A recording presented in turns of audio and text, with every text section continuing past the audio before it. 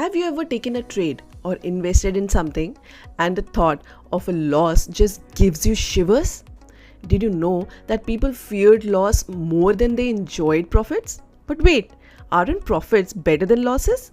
Well, it's an interesting topic, so watch this video until the end.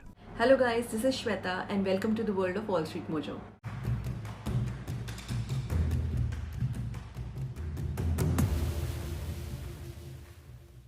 What is loss aversion bias?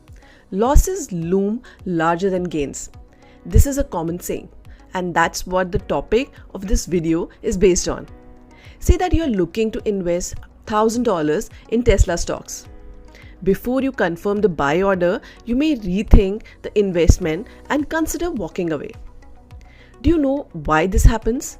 It happens because the fear of losing money is greater than the joy of making money.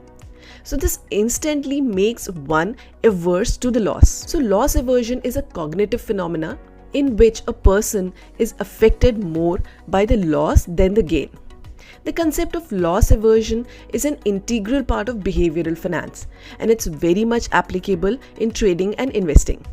You'll often see people being wary of investing in the stock markets.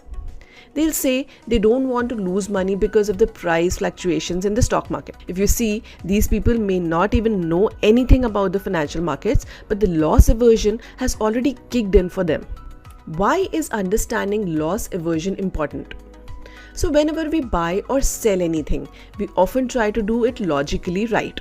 But once this concept of loss aversion comes in, we need to question how logical and rational our decisions were. You need to understand these biases and fallacies like loss aversion because brands use these to their advantage and price their products accordingly. If you know about these psychological concepts, firstly, if you have a business, you can gain an edge over your competitors because you know what your customer would think. Secondly, you will know the tactics companies use and you can try to avoid falling for them. Yes, don't worry. We will talk about how exactly you can avoid falling for loss aversion. But just after one more topic, myopic loss aversion. Say that you have been investing regularly, but just when the inflation and recession scare happened, you panicked and started selling. Many people did that. But what could be the reason? The reason was myopic loss aversion. Myopic loss aversion is another bias in which people lose sight of the big picture due to any big event. This mostly happens with people in investing and trading. Now let's see how one can avoid this bias. How to avoid loss aversion?